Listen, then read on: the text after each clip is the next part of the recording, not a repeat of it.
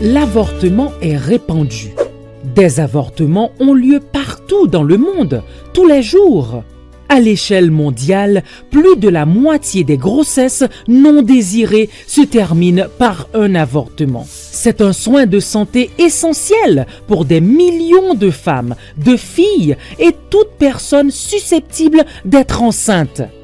Et pourquoi n'en parle-t-on pas plus ? L'avortement ne cesse d'être entouré de désinformation, de mythes et de stigmatisation. Cela peut amener à des situations taboues où l'on ne parle pas d'avortement de crainte d'être jugé, vu ou rejeté. Cela peut même pousser des personnes à opter pour des méthodes d'avortement dangereuses qui sont une cause majeure de décès maternels. C'est pourquoi il est important pour nous de parler d'avortement. Voici comment.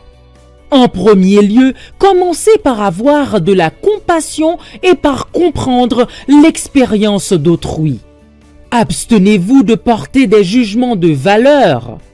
Si l'on croit que chacune et chacun a le droit de prendre des décisions concernant son propre corps, alors personne ne devrait avoir à justifier sa décision d'avoir recours à un avortement.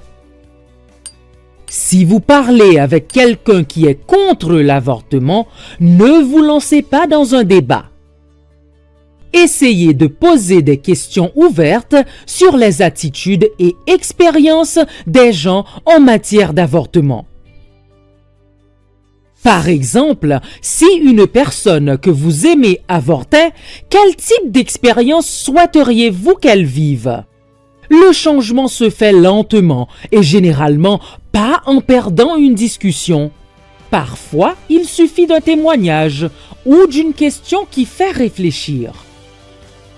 En deuxième lieu, exprimez-vous en faisant attention aux mots que vous utilisez. Les groupes anti-avortement utilisent délibérément un langage négatif et humiliant. Évitez tout propos dévalorisant.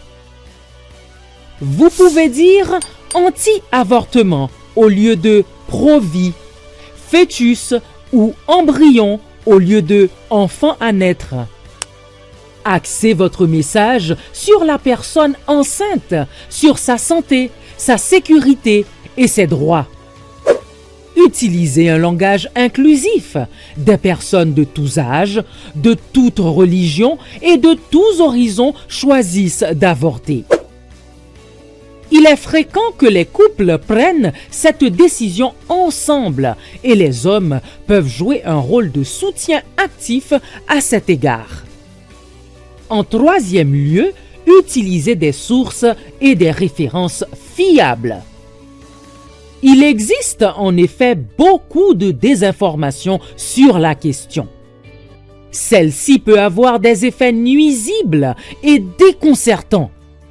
Essayez de contrer cela avec des informations précises provenant de sources fiables comme doctorswithoutborders.org et lapilule.org.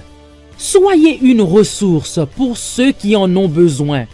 Les soins d'avortement sécurisés sont des soins de santé, alors brisons le silence.